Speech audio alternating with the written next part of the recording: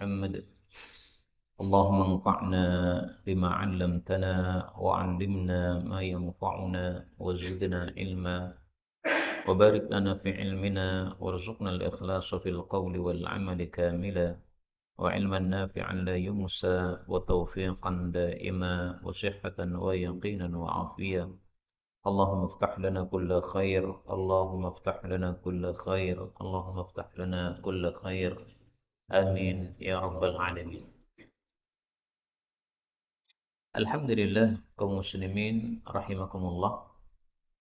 Kita lanjutkan pengajian kitab Mukhtasar Abu Dawud dan kita sudah sampai pada hadis yang ketujuh, Tafri' Abwabil Jumu'ah, tentang bab-bab salat Jumat. An Abi Hurairah radhiyallahu anhu qala qala Rasulullah sallallahu alaihi wasallam,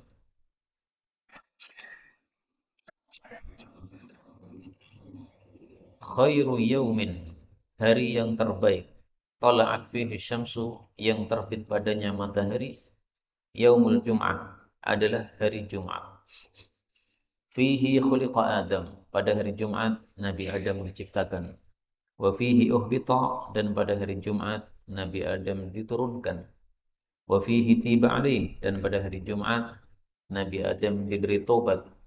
Wa fihi mata, dan pada hari Jumat Nabi Adam mati. Wa fihi taqumus sa'ah, dan pada hari Jumat akan terjadi hari kiamat. Hadis ini panjang, maka kita potong sampai di sini.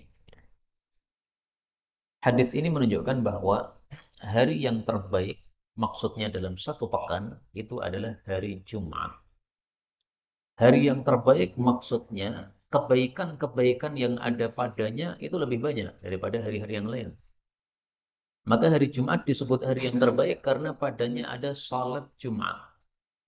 Hari Jumat disebut hari yang terbaik karena terjadi kejadian-kejadian yang penting ini. Diciptakan Nabi Adam, diturunkan Nabi Adam, diberi tobat Nabi Adam, mati Nabi Adam. Akan terjadi kiamat juga hari Jumat. Maka perkara-perkara penting ditepatkan oleh Allah hari Jumat, menunjukkan fadilahnya fadilahnya hari Jumat. Dalam hadis ini disebutkan, khuliqa Adam, Nabi Adam diciptakan hari Jumat. Tepatnya kapan? Kita temukan jawabannya dalam hadis yang sahih. Ternyata Nabi Adam diciptakan pada waktu terakhir dari siang hari, akhiri sa'atin, pada hari Jumat. Rasulullah bersabda, wa khalaqa Adam, Allah ciptakan Nabi Adam ba'dal asar, setelah salat asar, mi yaumil Jum'ah, di hari Jumat, fi akhiril khalqi, pada akhir penciptaan, fi akhir sa'atin min sa'atil Jum'ah, di akhir waktu-waktu Jumat, fi ma bainal asri ilal lail, antara asar sampai malam. Hadis riwayat Muslim. Satu hari sebagaimana kita tahu ada 24 jam. Siangnya kalau normal 12 jam, malamnya 12 jam. Nah, maka akhir waktu di hari Jumat ini berarti antara jam 5 sampai jam 6. Kapan Nabi Adam diciptakan? Di hari Jumat antara jam 5 sampai jam 6. Nah, pasnya kapan kita nggak ngerti, tapi yang penting itulah makna hadis ini, diciptakan Nabi Adam di hari Jumat.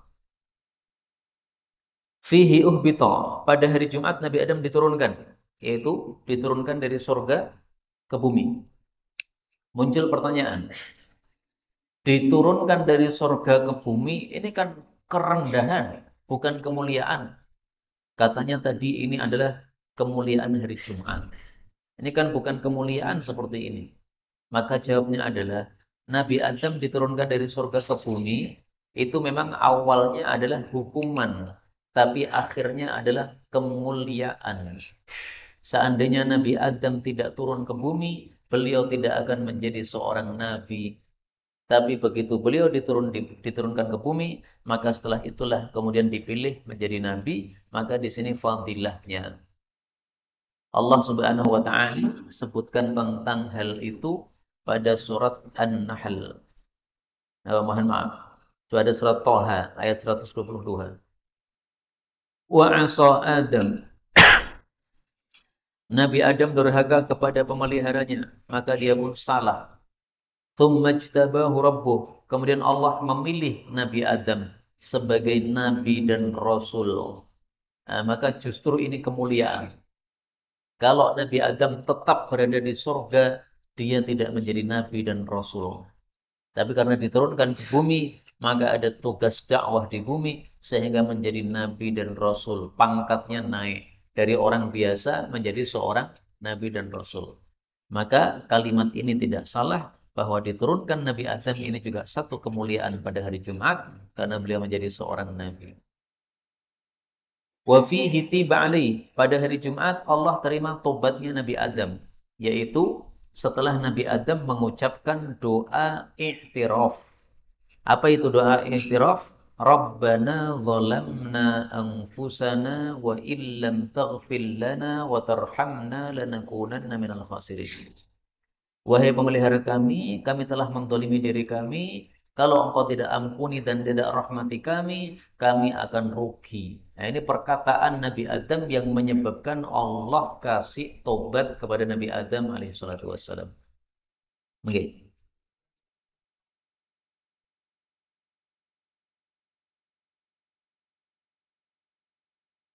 Apakah bahasanya Nabi Adam bahasa Arab? Wallahu a'lam. Adapun di sini ini maksudnya cerita bahwa doanya Nabi Adam seperti ini. Apakah sesuai teksnya? Belum tentu. Tapi yang jelas Nabi Adam itu paham semua bahasa. Nah, pas membaca doa ini, apakah dengan lafal ini atau tidak, kita nggak ngerti. Zahirnya pakai lafal ini, tapi bisa jadi juga tidak, karena kita tidak mengetahui hakikatnya. Allah hanya menceritakan kejadiannya, dan kalau itu bukan bahasa Arab, maka di sini diungkapkan dengan bahasa Arab, itu maksudnya maknanya seperti itu. Kemudian pada hari Jumat terjadi kiamat.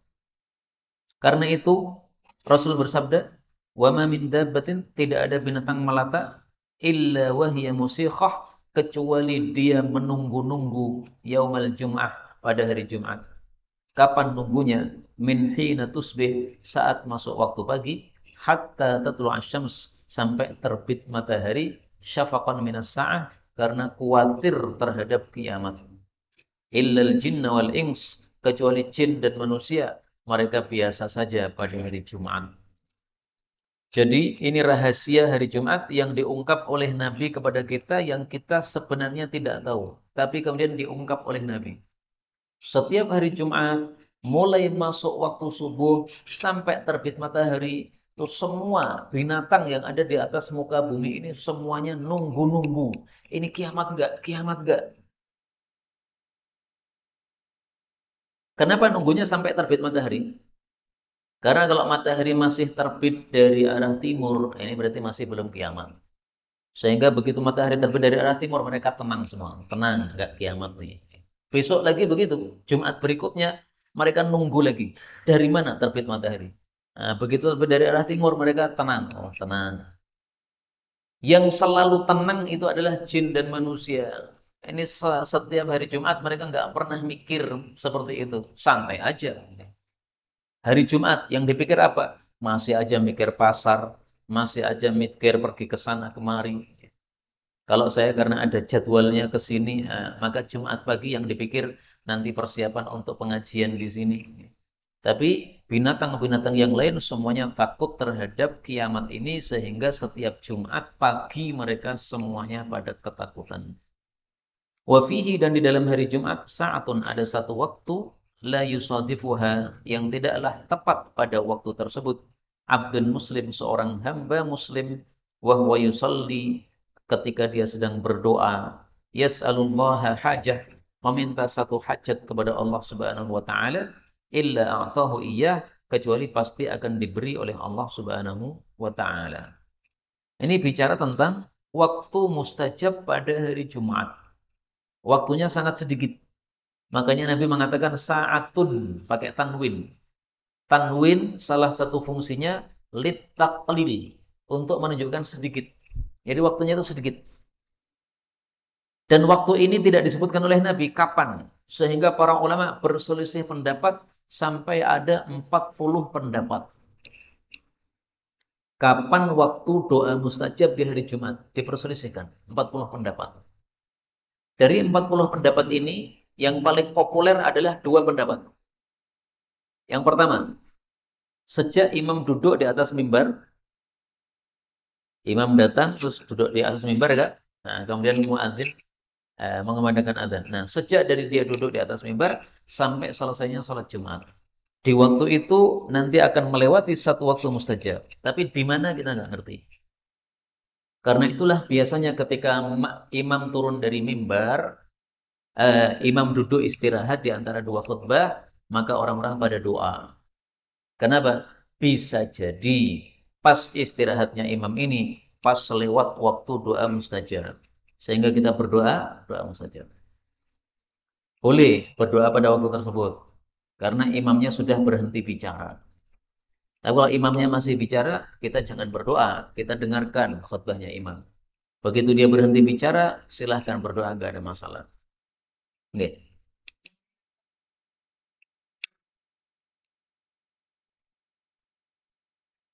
Mengaminkan ketika khatib berdoa, apakah termasuk bicara? Seandainya itu dianggap termasuk bicara, maka ketahuilah bahwa bicara kepada imam itu diperbolehkan. Misalnya khutbahnya salah, membaca ayat Baqarah, tapi masuk ke surat Ali Imran, nyambung ke surat Ali Imran. Nah, kita hafal Quran, kita tegur, Pak, ayatnya nggak begitu, ini nyambungnya begini, boleh ngomong begitu. Yang tidak boleh kalau ngomong sesama jamaah, Pak, perjumatan mangan nanti, Pak. Nah, nggak boleh. Nanti nunggu sampai imamnya turun. Imamnya turun baru boleh kita tanya. Ya. Perjumatan mangan nanti, Pak. Nah, boleh. Tapi ketika khutbah nggak boleh. Baik, itu tadi pendapat yang pertama ya. Sekarang pendapat yang kedua. Dan ini yang dipilih oleh guru kami. Waktu paling mustajab hari Jumat adalah akhir waktu setelah asar, sebagaimana waktu penciptaan Nabi Adam tadi. Berarti antara jam 5 sampai jam 6. Makanya guru kami Syekh Walid Hafidhullah, kalau pengajian hari Jumat itu selalu ditutup pengajiannya jam 5 sore. Padahal hari-hari biasa pengajiannya baru selesai itu pas adzan maghrib atau setengah 6. Tapi khusus hari Jumat beliau katakan, ini sekarang sudah selesai pengajian, silahkan doa masing-masing sebanyak-banyaknya. Beliau kemudian masuk kamar, beliau doa kepada Allah Subhanahu wa taala. Nah, maka bagus kalau kita akan meniru sikap beliau itu setiap menjelang maghrib pada hari Jumat, perbanyak doa. Apakah ada dalilnya pendapat beliau? Ada. Mari kita lihat. Rasul Shallallahu Alaihi Wasallam bersabda, Yaumul Jumu'ah thinta asyrata sa'ah. Hari Jumat itu ada 12 jam. Maksudnya siangnya itu ada 12 jam. Minha sa'atun la yujadu 'abdun muslimun yas'alullaha fiha syai'an illa atahu Allah iyyah. Ketika seorang hamba berdoa kepada Allah pada 1 jam dari hari Jumat itu, maka pasti dikabulkan doanya. Faltamisuha akhir sa'atin ba'dal 'asr. Carilah waktu mustajab itu di akhir jam setelah salat asar. Salat asar selesai jam 4 anggaplah. Dari jam 4, 5, 4, 5, 6. Masih ada apa? Sekitar 2,5 jam. Nah, maka 1 jam terakhir itu kita perbanyak doa kepada Allah Subhanahu wa taala. Hadis riwayat Abu Dawud. Kemudian di sini dikatakan wa huwa yusalli. Yang dimaksud yusalli di sini bukan salat, tapi doa. Kenapa? Karena setelah asar tidak boleh salat apabila matahari sudah kuning. Nah, supaya hadis ini klop dengan hadis yang tadi yang mengatakan bahwa waktu mustajab itu adalah akhir waktu setelah asar, maka yusolli di sini jangan diartikan salat, tapi diartikan berdoa. Memang sholat itu dari sisi bahasa artinya berdoa. Kenapa orang sholat disebut sholat? Karena dalam sholat pasti dia berdoa. Allahu Akbar. Kemudian doa iftitah, itu sudah doa. Kemudian Fatihah itu ada ihdinas siratal mustaqim, itu doa lagi. Kemudian nanti ketika sujud ada doa lagi. Ketika duduk ada doa lagi. Nah, maka sholat disebut sholat karena doa. Nah, maka di sini yusolli diartikan apa? Dia berdoa meminta hajat kepada Allah Subhanahu wa taala. Karena itu tolong digarisbawahi. Kalau kita punya hajat yang mendesak, maka tepatkan pada jam ini. Habis selesai salat asar, nanti tunggu jam 5, doa yang sungguh-sungguh sama Allah. Minta betul-betul sama Allah. Insya Allah akan segera dikabulkan oleh Allah Subhanahu wa taala. Dari jam 5 sampai adzan. Karena dari jam 5 sampai adzan ini bukan waktu mustajab semuanya, bukan. Tapi dari jam 5 sampai jam 6 itu, sampai adzan maghrib itu, ada sedikit waktu. Ya. Nah, kapannya kita nggak ngerti. Bisa jadi jam 5 seperempat, bisa jadi jam setengah 6, bisa jadi setengah 6 lebih 5, nggak ngerti. Pokoknya sedikit waktunya, karena di sini disebutkan sa'atun, waktu yang sedikit sekali. Faedah terakhir dari hadis ini, bahwasanya sebagaimana waktu mustajab ini diperselisihkan oleh para ulama sampai 40 pendapat, demikian juga Lailatul Qadar terjadinya kapan, itu diperselisihkan sampai 40 pendapat. Sama dengan waktu mustajab ini. Maka kita simpulkan sesuatu yang mulia kadang-kadang disembunyikan oleh Allah supaya orang sungguh-sungguh mencarinya. Lailatul Qadar sangat mulia, maka disembunyikan oleh Allah supaya orang-orang sungguh-sungguh. Waktu mustajab hari Jumat sembunyikan oleh Allah supaya orang sungguh-sungguh berdoa. Kita lanjutkan hadis berikutnya. Qala Ka'bun. Oh, ini masih lanjutannya. Qala Ka'bun, berkata Ka'ab, dzalika itu fi kulli sanatin yaumun. Pada setiap tahun cuma satu hari, ini bertanya. Fakultu, maka saya mengatakan, bal fi kulli Jum'ah. Bahkan itu terjadinya setiap hari Jumat. Qala faqara'a Ka'bun at-Taurat. Lalu Ka'ab membaca kitab Taurat. Faqala, maka dia mengatakan, sadaqan Nabi, telah jujur Nabi Muhammad sallallahu alaihi wasallam. Jadi maksudnya Ka'ab al-Ahbar ini seorang tokoh Yahudi yang sudah masuk Islam. Ketika mendengar hadis tadi tentang fadilah hari Jumat, kemudian ada waktu mustajab pada hari Jumat, maka dia bertanya, itu waktu mustajabnya setiap tahun, cuma sekali, atau setiap Jumat? Maka dijawab, setiap Jumat, sesuai sabda Nabi. Maka Ka'ab berkomentar, betul sabda Nabi. Karena dalam kitab Taurat juga ada penjelasan mirip seperti itu. Jadi Ka'ab Ahbar ini, aslinya dia ulama atau pendeta Yahudi. Sehingga dia sudah khatam baca kitab Taurat. Paham isinya Taurat. Nah, kadang-kadang Nabi menyampaikan satu hadis isinya persis dengan isi kitab Taurat. Nah, maka ini termasuk yang isinya persis dengan kitab Taurat. Qala Abu Hurairah, berkata Abu Hurairah, "Tsumma laqitu," kemudian saya berjumpa Abdullah bin Salam dengan Abdullah bin Salam. Fahaddatsuhu, lalu saya ceritakan kepada dia di majlisi ma'a Ka'ab. Duduk saya, majlis saya bersama Ka'ab al-Ahbar. Faqala Abdullah bin Salam, maka Abdullah bin Salam juga mengatakan, qad alimtu ayyata sa'atin hiya. Saya sudah tahu jam kapan waktu mustajab tadi. Qala Abu Hurairah, berkata Abu Hurairah, faqultu lahu, maka saya berkata kepadanya, fa akhbirni biha, kabari saya tentang waktu itu. Faqala Abdullah bin Salam, maka Abdullah bin Salam menjawab, hiya akhiru sa'atin min yaumil Jum'ah. Itu adalah waktu terakhir dari hari Jumat. Fakultu, maka saya bertanya, kaifa hiya akhiru sa'atin min yaumil Jum'ah? Bagaimana mungkin itu adalah waktu terakhir di hari Jumat? Waqad qala Rasulullah sallallahu alaihi wasallam, padahal Rasulullah bersabda, apabila seorang muslim bertepatan dengan waktu mustajab tadi dalam keadaan dia sholat, watil kasa'ah, padahal waktu jam 5 sore itu la yusalli fiha, tidak boleh seorang melakukan salat padanya. Faqala Abdullah bin Salam, maka dijawab oleh Abdullah bin Salam, alam yaqul Rasulullah sallallahu alaihi wasallam, Bukankah Rasulullah sudah bersabda, "Man jalasa majlisan yantadhirus shalah," barang siapa yang duduk pada satu majelis menunggu salat, maksudnya di dalam masjid, fahuwa fi shalatin hatta yusalli, maka dia sudah terhitung melakukan salat sampai dia melakukan salat tersebut. Qala faqultu bala, maka saya jawab benar. Qala huwa dzak, ya itulah maksudnya. Jadi gini, Abdullah bin Salam ini juga tokoh Yahudi yang sudah masuk Islam. Nah, ketika Abu Hurairah sudah bertemu dengan Ka'ab al-Ahbar, yang tokoh Yahudi tadi, yang dia mengatakan, ini ada dalam kitab Taurat. Maka diceritakan kepada Abdullah bin Salam yang juga tokoh Yahudi yang sudah masuk Islam.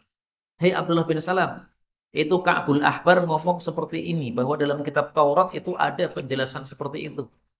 Maka Abdullah bin Salam menjawab, ya betul, bahkan saya tahu persis kapan waktu mustajabnya doa.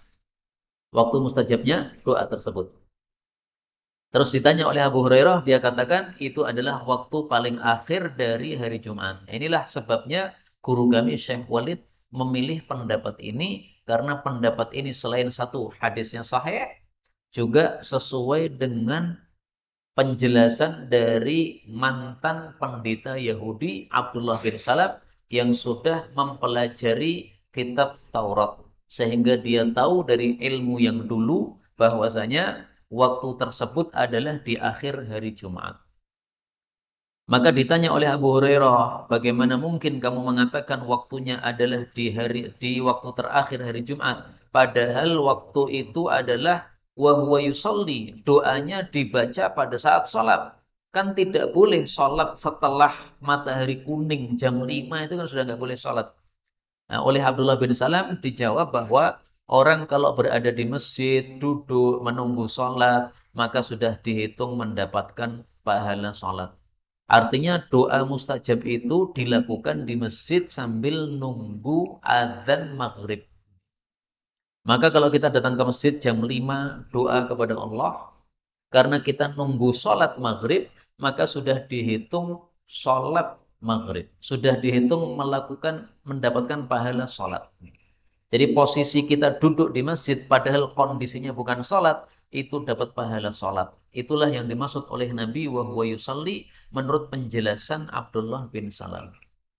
Tapi kalau kita mengikuti pemahaman ini, jadinya agak sempit. Harus kita datang ke masjid untuk nunggu sholat maghrib. Kalau kita doanya di rumah, berarti nggak masuk di sini. Majlisan di sini ya. Duduk ini maksudnya adalah duduk di dalam masjid, sebagaimana hadits riwayat Nasa'i. Dalam hadits riwayat Nasa'i dikatakan, man kana fil masjid, siapa yang berada di dalam masjid, yang tadhirus shalah, menunggu salat dilakukan, fahuwa fi shalah, maka dia dapat pahala salat.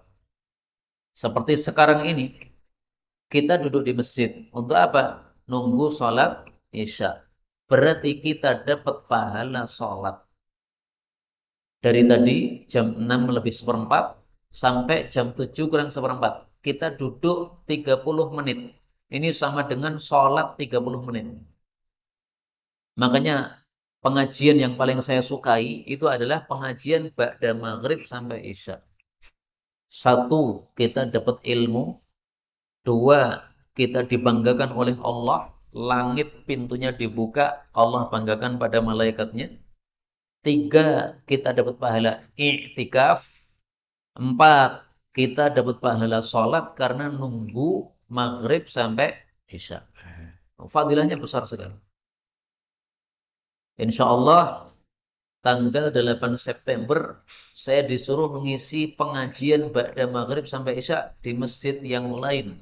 Nah, sehingga mungkin saya minta izin, nanti terserah Ustadz Ari apakah mau diisi ataukah dengan Ustadz yang lain atau bagaimana, terserah beliau. Nah, yang tema yang ingin saya sampaikan itu supaya orang-orang tahu bahwasanya duduk di masjid ba'da maghrib sampai isya fadilahnya besar. Sehingga setelah pengajian saya selesai, saya harapkan masjid itu nanti akan mengadakan pengajian ba'da maghrib sampai isya terus-menerus seperti di sini. Di sini, ini sudah berapa tahun saya ngajar di sini, saya nggak ngerti. Yang penting sudah kita katamkan kitab Safinatun Najah, kitab fikih, kitab Umdatul Ahkam, kitab hadis. kemudian kemarin kitab Fadlul Ilmi wal Ulama, sekarang kitab yang keempat. Nih. Ini sudah lama kita kajian seperti ini. Nah, kita harapkan di masjid-masjid yang lain semuanya akan mengadakan pengajian yang serupa karena besarnya fadilah di hadapan Allah Subhanahu wa taala. Baik, kita lanjutkan bab yang ke-8. Juma'u abwabi salatil istisqa wa tafri'iha. Tentang salat istisqa dan cabangnya. An Abbad bin Tamimin an ammihi anna Rasulullah sallallahu alaihi wasallam kharaja, beliau keluar bin nasi bersama manusia liyastasqiya, untuk istisqa. Fa shalla bihim rak'atain, maka beliau salat mengimami mereka 2 rakaat. Jahara bil qiraah fihima, mengeraskan bacaan pada kedua rakaat tadi. Wa hawwala rida'ah, memindahkan selendangnya. Wa rafa'a yadayhi, mengangkat tinggi-tinggi kedua telapak tangannya. Fada'a wastasqa, beliau doa dan istisqa, minta hujan. Wastaqbalal qiblah, dan menghadap ke arah kiblat. Kaum muslimin rahimani wa rahimakumullah, bab ini membahas tentang disyariatkannya salat yang namanya salat istisqa, minta hujan. Kapan dilakukan? Ketika lama tidak turun hujan. Manusia sudah kekeringan, kerongkongan mereka kehausan, kemudian ternak-ternak juga kurang air, kurang minuman, kemudian tanaman-tanaman juga sudah kering kerontang. Para petani sudah tidak bisa bertani lagi karena mereka menunggu air hujan, ada hujan. Saat itulah disyariatkan untuk istisqa. Istisqa ini ada beberapa cara. Cara yang paling utama adalah yang disebutkan dalam hadis ini. Keluar ke lapangan, kemudian sholat istisqa, plus khutbah istisqa, plus doa istisqa. Jadi yang dilakukan 3. Ya.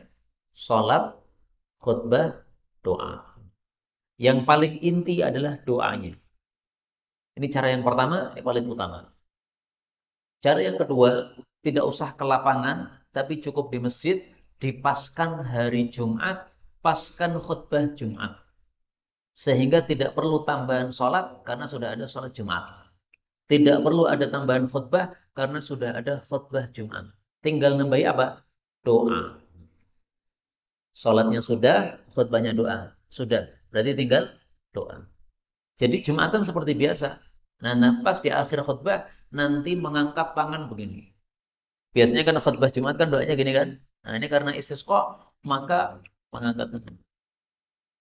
Ini cara yang kedua. Cara yang ketiga lebih gampang lagi. Tidak harus keluar ke lapangan, tidak harus dipaskan sholat. Pengajian seperti ini kemudian saya pimpin doa istisqa, boleh.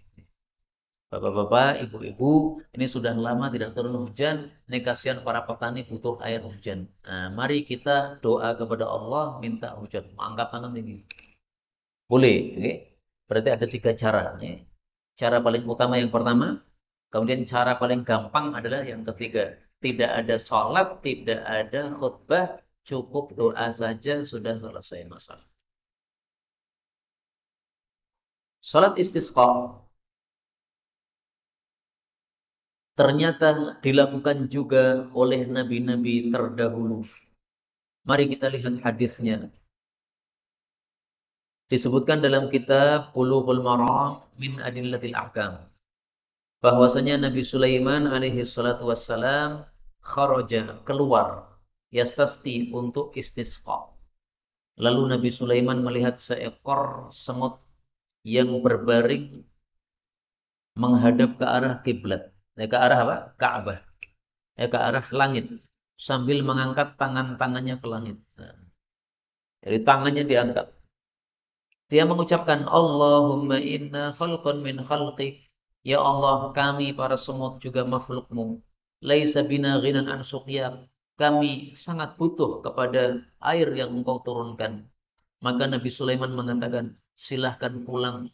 Tidak perlu istisqa. Karena pasti kalian akan diberi hujan. Dengan sebab ada yang sudah berdoa, yaitu semut-semut tadi. Ini hadis riwayat Ahmad, derajatnya sahih.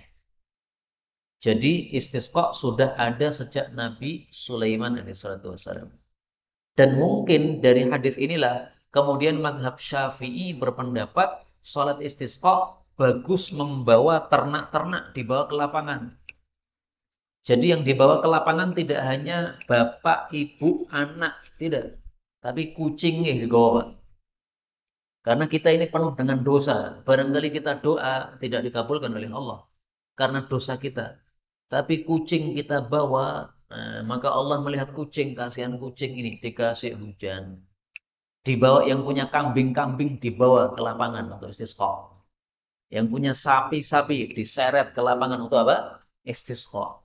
Nah, jadi ternak-ternak dibawa semua. Ini mazhab Syafi'i, gitu. Tetapi tampaknya mazhab Syafi'i ini tidak dilakukan di Indonesia. Saya beberapa kali melihat sholat istisqa itu orang-orang nggak ada yang bawa kambing, nggak ada. Nggak ada yang bawa kucing, nggak ada yang bawa ayam.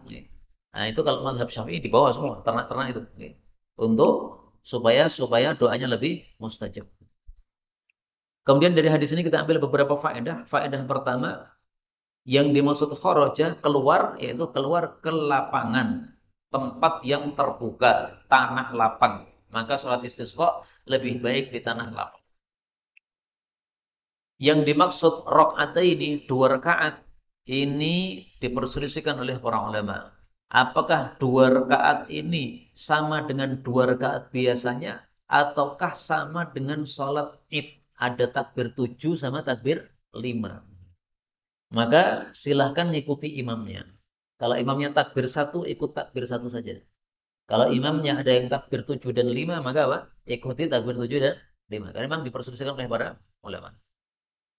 Jaharo, Nabi mengeraskan bacaan. Dan inilah biasanya sholat yang siang hari tapi dikumpulkan banyak orang. Itu biasanya sholatnya jahar, suaranya keras. Sholat Idul Fitri, Idul Adha, suaranya keras.